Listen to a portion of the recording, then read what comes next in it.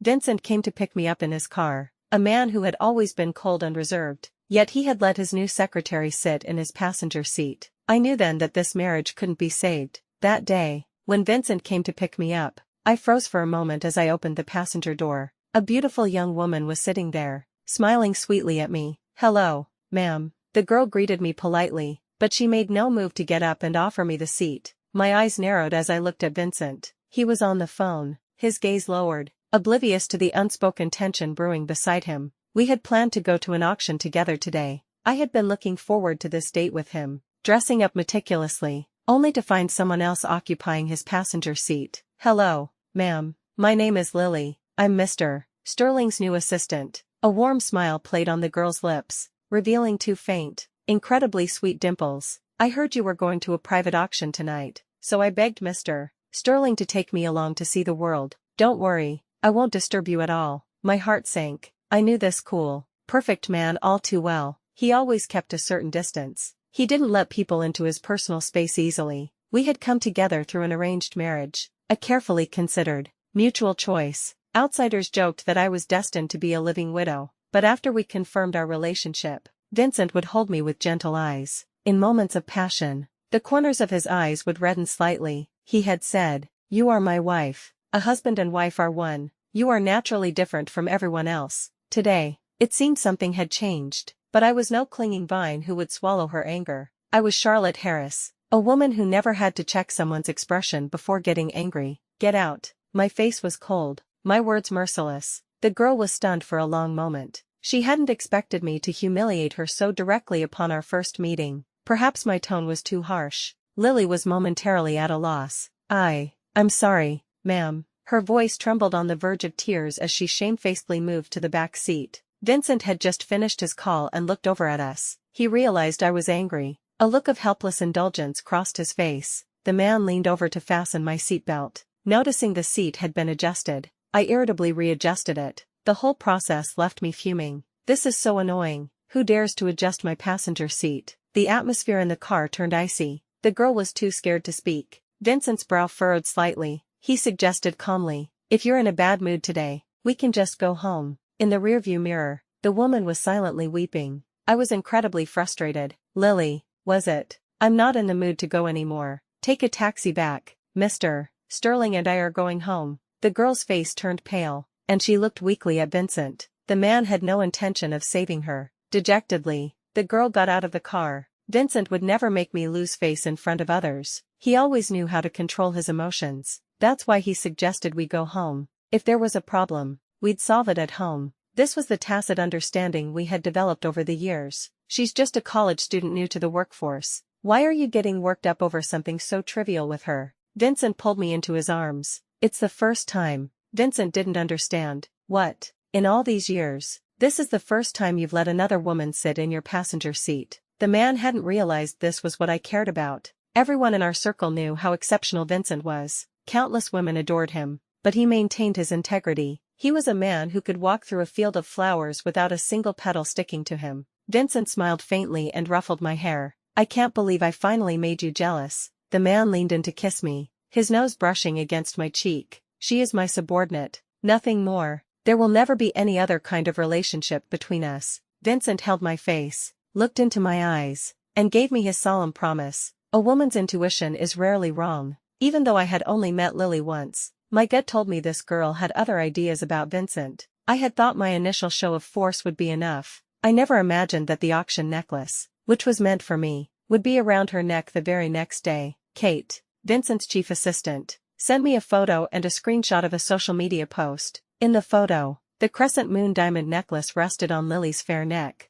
making her look even more delicate and charming. The girl's eyes were red and swollen, yet she wore a smile. It seemed she had gone home and had a good cry last night, only to receive a gift from a certain someone. The screenshot was of Lily's social media post. "The big boss said that girls must be strong even when they're wronged," wiping away the tears. "Yes, sir, my dear president." It was accompanied by several cute, fist-pumping emojis and a picture of the necklace in its box. In that moment, my blood ran cold, though it's hard to admit. I must confess she provoked me to the point of nearly losing my composure. It was an awful feeling, like finding a splash of mosquito blood on a pristine white handkerchief. This feeling was new to me. I even had the urge to jump into my yellow Ferrari, floor it to 180, and slap that woman across the face. But then I looked at my own hands and felt that paying any mind to such a cheap manipulator was beneath me. I called Vivian at Hermes. Vivian's voice was filled with unrestrained joy. She promised me over the phone,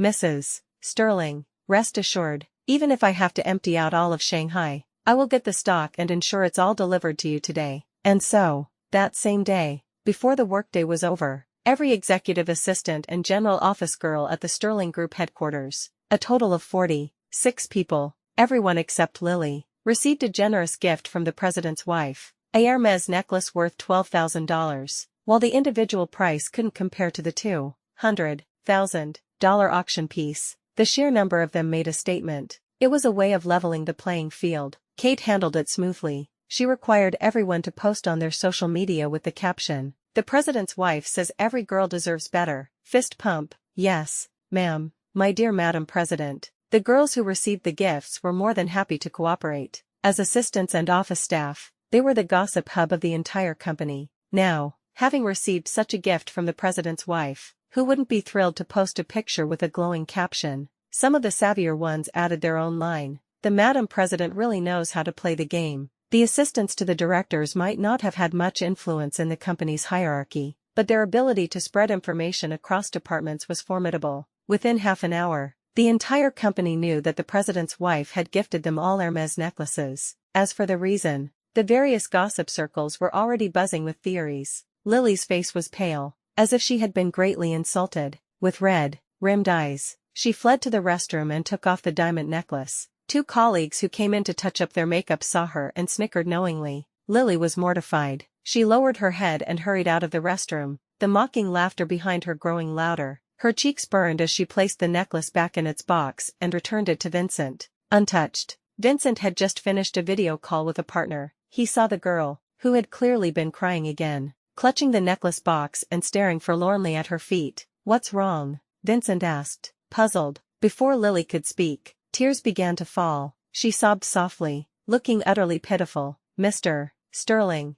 please take this necklace back. I can't accept it." A flicker of displeasure crossed Vincent's stern face. His instincts told him something had happened, but he didn't press her for details. He simply watched her in silence. Lily bit her lip, and after much hesitation, finally spoke up, recounting everything that had happened in the office that day. "Mr. Sterling, I'm sorry, I always seem to cause you trouble. I was just posting on social media to encourage myself. I don't know how your wife found out." Lily wept quietly. "I didn't think she would be so angry." The woman looked as helpless as a little white rabbit. "Mr. Sterling, I want to apologize to your wife. I can explain everything to her in person." Vincent never looked at his social media feed. His time was consumed by work, but as the president of the group, he was all too aware of the company's malicious rumor mill. His already stern face grew colder. "I understand," the man said gravely. That evening, Vincent brought Lily home. The girl stood timidly behind him. "I asked Lily to come so she could clear things up with you in person."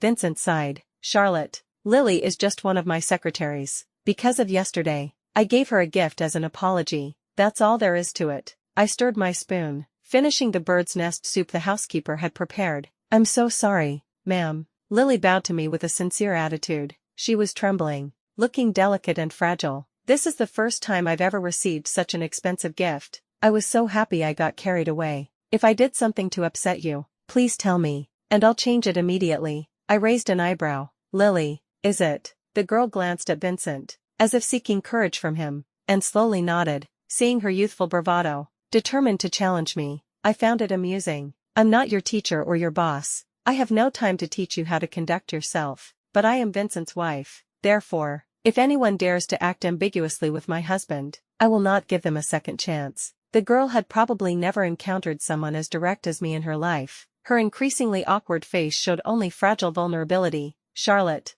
Lily came to apologize to you." Vincent knew my temperament and my methods. Even if he didn't approve of my actions today, he understood my feelings, so he didn't lash out at me, but simply agreed to let Lily apologize. He had already made a concession, hoping I would let go of the misunderstanding. We were both intelligent people. A single glance was enough to understand each other's intentions. "I understand." I decided to give Vincent a chance. After all, he hadn't actually cheated. But there won't be a next time. Not with anyone. You didn't need to use such tactics against a young woman. Before we went to sleep, Vincent brought up the topic. You should have told me first. I sat at my vanity, brushing my hair, and stared at the handsome man in the mirror. You knew I liked that necklace, yet you gave it to another woman. Don't I have the right to be angry? I couldn't imagine, if such a perfect man were to become tainted, whether I could still admire him as I always had. Vincent was composed. He went to the bar and poured himself a glass of ice water. She cried all night because of your misunderstanding.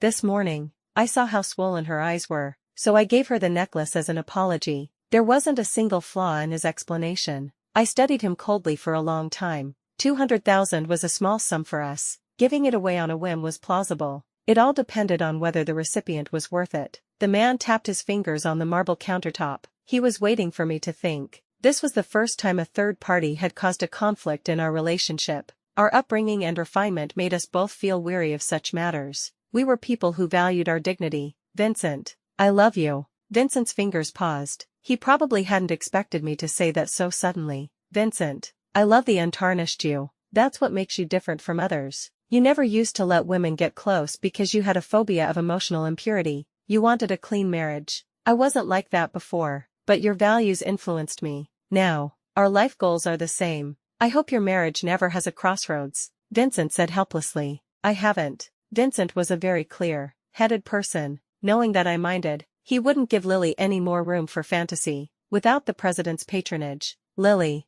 as an intern, had to start from the most basic tasks. She used to have a chance to work shifts at the main reception. Now, Kate didn't schedule her at all. I hadn't instructed anyone to ostracize her. Since Vincent knew his boundaries, I trusted him completely. But for something like this, my instructions weren't needed. There were plenty of people who would suck up to the powerful and kick down the weak. In less than half a month, the new secretary couldn't take the professional and psychological blow. She lost a significant amount of weight. The turning point came after an important senior management meeting. That day, Lily was left alone to clean the small conference room. Wearing a skirt suit, she was kneeling on the floor, painstakingly scraping gum off the carpet with a blade. Vincent, who had returned for something, walked in on this scene. Sensing his presence, the girl scrambled to her feet in embarrassment. Vincent's gaze was deep and cold. His silent stare completely stripped Lily of her dignity. Mr. Sterling. Tears dripped from the girl's eyes. She wasn't acting or pretending. Vincent was the son she admired but could never touch. When she was sidelined, she had almost resigned herself to her fate. Now, for him to see her in this state, Lily wanted nothing more than to push Vincent aside and run out the door. In just half a month, the once bright and lively girl had become so fragile. This was the first time Vincent lost his temper. He came home and threw the glass of water I handed him violently onto the floor. Water splashed everywhere. Why won't you just leave her alone? Charlotte, I respect you. I love you. I've tolerated your insults and cruelty towards her time and again. What kind of pleasure do you get from bullying the weak? I remembered that while Vincent was studying abroad, his younger sister, who was in middle school, committed suicide because of school bullying. It became an indelible scar in his heart, and he loathed such behavior. Charlotte, don't let me see you use these tactics to hurt people ever again. Otherwise, I will not stand by and do nothing. I stared blankly at the man who had lost control of his emotions. For the first time since our marriage,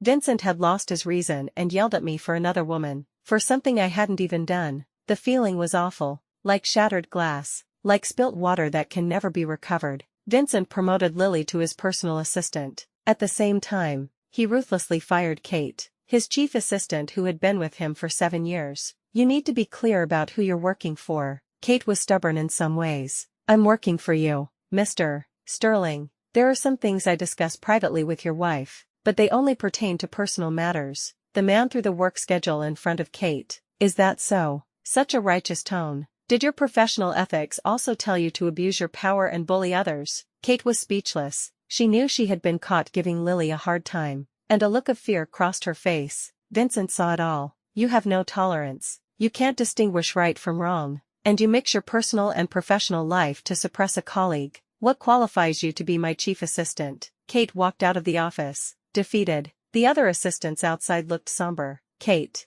are you really leaving? Before a large tear could fall, Kate quickly wiped it away. Yeah, I'm gone. See you around. Ladies, Vincent and I entered an unprecedented Cold War. He stayed at a hotel. Lily came to pick up his clothes. It was a masterclass in psychological warfare. When Vincent wanted to make someone suffer, he could be far more ruthless than I ever was. The housekeeper had already received a call. She had packed his daily necessities. Lily was probably scared of my temper. She took the suitcase from the housekeeper and quietly left in a taxi. Before she left, she said cautiously, "Ma'am, Mr. Sterling asked us to add each other as contacts, so you can reach me if you need anything in the future." Kate was gone, and Lily had taken her job. "There's nothing to contact you about. Tell him to get as far away from me as possible." Lily didn't understand why, even with Vincent staying in a hotel, I could still be so defiant. There was confusion in her eyes, but also a hint of glee. The housekeeper shook her head and advised kindly, "Ma'am, why don't you just soften up a bit? Go and apologize to Mr. Sterling. You two never used to fight. How did it suddenly come to this?" The housekeeper had been with the Sterling family for over a decade. After so much time together, there was a bond. He was waiting for me to admit I was wrong and apologize, wasn't he? How ridiculous. Why should I apologize? Vincent never came back, but Lily's social media feed was updated frequently. Most posts were about her itinerary with Vincent. A custom Chanel evening gown, an invitation to a private equity dinner, $1 million fireworks display at a summit, the evening breeze at the Burj Al Arab, a photo with the CEO of Apex Capital, and so on. Every post marveled at how meeting the right person could open up so many firsts in life. Each one garnered over 100 likes. Someone in the comments even suggested she start a TikTok to show everyone the daily life of the upper class. A few mutual friends sent me screenshots of her posts with a question mark. If you want to know Mr. Sterling's whereabouts these days, you can pretty much guess from his secretary's posts. Everyone was smart. They said just enough. The person who used to accompany Vincent to events was usually me. If I happened to be busy or didn't feel like going, his other assistants would take turns. Now, his regular female companion had changed. I had no energy to reply to my friends' well-intentioned warnings. I just sent a simple, "thank you," emoji. At that time, I was privately having the Harris Corporation's finance team help me with the division of assets. It was a massive and complex task. Because of our marriage alliance, our two groups held shares in each other. There was also the family fund I managed, countless investments in real estate, precious metals, stocks, ships, and more. I even had to look at property deeds and photos of some overseas properties just to remember them. Organizing all this took time. One day, I received a call from Vincent, who had just returned from a business trip. "Mom wants us to come over for dinner." Okay. We acted as if nothing had happened, just like always. The driver picked Vincent up from the airport, then he picked me up, and we went to his parents' house together. Vincent and Lily sat together in the back seat. They had actually left the passenger seat for me. Lily's gloating was palpable. I had to laugh at my own situation, but this time, I didn't try to assert my dominance. I calmly accepted the passenger seat. Vincent's expression was icy, the pressure around him suffocatingly low. "Ma'am, we just got back from Manhattan today. The matriarch said she wanted to see Mr. Sterling, so I bought some gifts on the way to pay her a visit." Lily was as talkative as ever, but her demeanor was more mature and composed than before. It seemed she had gained a lot of experience by Vincent's side. I didn't speak, just closed my eyes to rest. Lily was left to talk to herself. Vincent's lips were pressed into a thin line. He didn't say a word the whole way. Vincent's mother was a little surprised to see Lily. The girl greeted her and introduced herself with practiced ease. She seemed to be an expert at charming people. In no time, she had Vincent's mother laughing heartily. At the dinner table, Lily chatted with Vincent's mother about some amusing incidents from Vincent's work. Vincent's mother smiled and nodded in satisfaction. Then she asked about Vincent's personal life. Lily fluently picked up the conversation. The atmosphere at the table grew noticeably strange. Lily still had a sweet, dimpled smile on her face. As the mood suddenly chilled, she realized she had said the wrong thing. She wasn't a complete fool. Questions about his personal life were for me to answer. Vincent's mother was no idiot. Vincent remained silent. I elegantly wiped my mouth. "Mom, I'm pregnant." "Oh, really, Charlotte?" This was wonderful news. Vincent's mother's eyes lit up. "When did this happen?" The man who had been silent and cold-faced since I got in the car now showed a rare hint of emotion. I raised an eyebrow with a wicked sense of humor. "I just found out yesterday. The doctor said it's been 3 weeks." Vincent's mother was overjoyed and went to call his father. She then chattered on about taking me to the hospital for another check. "Up tomorrow." Lily was astonished, her almond-shaped eyes looking so innocent. "Ma'am, are you sure you have the timing right? Mr. Sterling and I have been on a business trip abroad for the past 2 months. Hearing this, Vincent's mother looked stunned. There's no mistake. I specifically saw the renowned OBGYN, Professor Fong. It's definitely just 3 weeks. I emphasized the words, 3 weeks. Vincent knew perfectly well that he hadn't been home during that time. This child wasn't his. The gentleness on the man's face vanished instantly. Charlotte. A storm was brewing around Vincent. He was struggling to contain it, seemingly waiting for an explanation from me. My smile grew wider. Congratulate me, Vincent. I'm going to be a mother. Don't make this kind of joke, he said coldly. I placed the pregnancy test report I had prepared on the table. Unfortunately, this is not a joke. While you were out on your honeymoon with your lover, I was lonely, so I found a few of my own past lovers to spend some quality time with. Right now, I don't even know who the father is. If you don't mind, I can let the child call you Daddy, but he'll have to take my last name. With every word I spoke, the man's face grew colder. Enough. When I said the last sentence, Vincent could finally take no more. I ignored the man's fury. Vincent, how does it feel to be cheated on? Vincent could never have imagined it, that I would cheat on him so openly, then righteously announce to the world that I was pregnant with another man's child. I never cheated on you. The man's hands were clenched, veins popping. It seemed this news had hit him hard. We were just working. We never crossed any lines. I never cheated. I rubbed my belly. I had no interest in his belated explanations. Your secretary shows off her work life with you on her social media every day. Vincent, did you not see it? Even our friends noticed something was wrong and warned me. You still think that's not crossing a line? You can take her out to gaze at the stars and the moon, so I can discuss poetry and philosophy with other men. For a rare moment, Vincent was truly enraged, but I didn't care. In fact, I felt a little regretful. What a pity, Vincent. I didn't get a chance to bring a man back to our estate. Compared to your provocative behavior today, I'm still a step behind. Vincent couldn't accept it. He believed he had been completely professional with Lily. Apart from work, related communication, they barely spoke. He was just using Lily to send a message to me. He didn't understand why things had escalated to this point. Before this, he had always believed our marriage was very stable and happy. Ma'am, Mr. Sterling and I are innocent. In front of Vincent's mother, Lily was desperate to defend herself. Mrs. Sterling and I spoke on the phone a few times. For the sake of work, I took this opportunity to visit. This is all work for me. You've never had a corporate job, so maybe you don't know, but as the president's chief secretary, you have to be meticulous about everything. But there was absolutely nothing improper between Mr. Sterling and me. Lily sat beside Vincent, her head held high. Is that so? On the way here,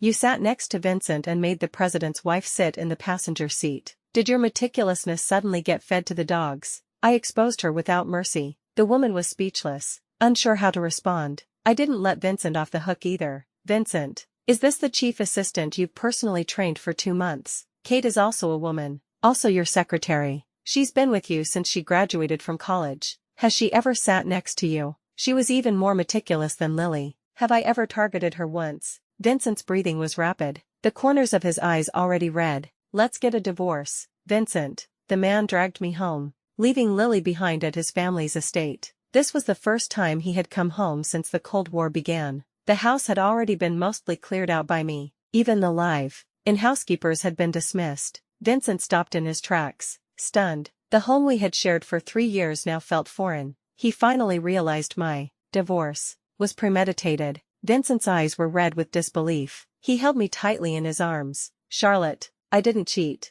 The man's lost, deep voice echoed in my ear. Get rid of the baby, and we can start over. As if I had heard a joke, I retorted, that's my child. Why should I get rid of it? My calmness seemed to pierce Vincent's heart. I didn't do anything, you know that. I broke free from his grasp. Yes, I know. You're still clean. But what did it matter? You let Lily come to our home to get your suitcase. You knew it would disgust me. You took her to every event. You knew I would be the subject of gossip. You knew everything, but you still did it. You condoned her provocations, humiliated me, and tried to force me to make peace. You despise me for bullying the weak. But Vincent, did you see that so-called weak person deliberately provoking me and crossing my boundaries time and time again? Tears streamed down my face as I recalled the past, unable to believe my marriage was so fragile. You knew she was interested in you, didn't you? I warned you a long time ago, Vincent. Compared to ignorance, knowingly committing the offense was the most fatal. Vincent's body trembled. He stood unsteadily, his voice barely a whisper. I'm sorry, Charlotte. She just reminds me of Sophie. I was afraid you were becoming one of those monsters. Sophie also had two sweet dimples. I just didn't want to see her cry. I never had any feelings for her. Watching the man's remorse, I felt nothing. Perhaps he was innocent. But I was no longer willing to foolishly hand over my vulnerability to anyone who might hurt me. Vincent refused to divorce. He hired a new, elite male chief assistant. He even got blackout drunk in the wine cellar. It took all my strength to get him onto the sofa. He was a quiet drunk, letting me move him around without resistance. But just as I was about to leave, the man, his eyes red, wrapped his arms around me in a fragile plea. Charlotte, let's not get a divorce. Okay, if you want this child, then have him. As for Lily, a large corporation has its own rules. He wouldn't fire someone who hadn't made a mistake at work without cause. But the president's deliberate distancing was a clear signal to everyone. The president's former personal assistant, once the envy of all, seemed to have become an object of private ridicule overnight. When Lily found me, her youthful radiance was gone. No amount of makeup could hide her haggardness. I saw you at the company on my first day. This opening line surprised me. I served you tea that day. I stood by your side waiting for further instructions while you and Mr. Sterling discussed what to get a friend for their wedding. You never even glanced at me. The girl's face was full of scorn. A man like Mr. Sterling, if it weren't for work, I'd never have the chance to meet him in my life. And you just got lucky with your birth and got to marry him. The night of the auction, I told Mr. Sterling that it was rude for an employee to sit in the back while the boss drives. I said I'd switch back when I saw you. Mr. Sterling didn't say anything. The girl seemed to be reminiscing about her moment of glory. I motioned for the waiter and ordered a coffee and dessert for her as well. My usual arrogant composure seemed to sting her. Her eyes turned red, the hatred in them deepening. What right do you, a rich kid, have to look down on me? Lily was full of contempt for me. You don't deserve Mr. Sterling's love at all. Is that so? And have you gotten it? I watched her calmly, letting her unravel. That childish face tried desperately to maintain its composure. Isn't it because I became a threat to you? Otherwise, why couldn't you stand it and demand a divorce? I slowly stirred my coffee. Because I cheated and got pregnant with another man's child. You already knew that, didn't you? You. Lily was choked by my words. The girl's emotions spiraled out of control. What are you so proud of? You're a bad-tempered, unemployed old woman who cheated and is carrying some bastard. You think Mr. Sterling will still want you. Smack. I slapped her across the face without hesitation. First of all, no matter how old I get, I'm still 2 years younger than your precious Mr. Sterling. Second, who do you think you are, calling my child a bastard? And finally, I've been wanting to give you that slap for a long time. You idiot. When I was 4 months pregnant, the Harris family knew there was no turning back. Under pressure from my family, Vincent agreed to a peaceful divorce. The shareholdings between our two families were extensive. The strategic partnership we had agreed upon was mutually beneficial, so our fathers saw no reason to change it. Our prenuptial assets were clearly divided. Neither side had any objections. I had also managed our joint postnuptial finances meticulously. Vincent signed the papers calmly. He was like a crane fallen from grace, its wings broken by its own hand, the shocking blood staining its once white feathers. We divorced with dignity. We said our goodbyes. When the child was born, he took my last name, Harris. Outsiders thought he was a preemie, but his genes were excellent. My mother kept asking me who the father was. I never told her. The one night stand was a lie I had concocted, but they didn't need to know, because he was a boy. My parents were no longer in a hurry to set me up on blind dates. They planned to raise him as their heir while they were still young.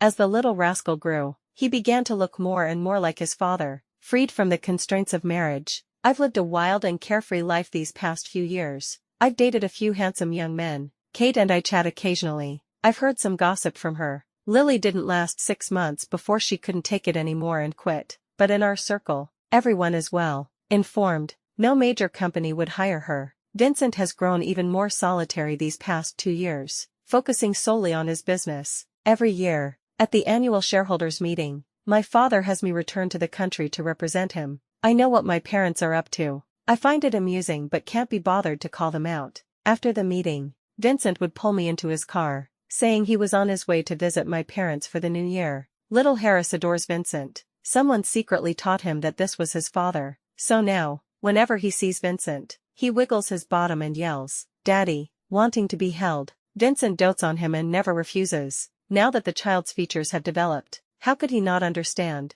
I stay in the country with my family during the new year. Vincent clears his schedule to be with us. He wants to ask if I'll remarry him. I refuse. When it comes to marriage, it's better to have nothing than to settle for less. Otherwise, you're the one who suffers. It's little Harris, though. Every time he sees Vincent, he is visibly happier than usual. He insists on sitting between me and Vincent, happily shouting, "Mommy," to the left and "Daddy," to the right. I'd tap the back of his head and tell him not to call people names randomly. Vincent's eyes would be red, and he would be at a loss. He has 1,000 apologies he wants to say to me, but I don't need them anymore.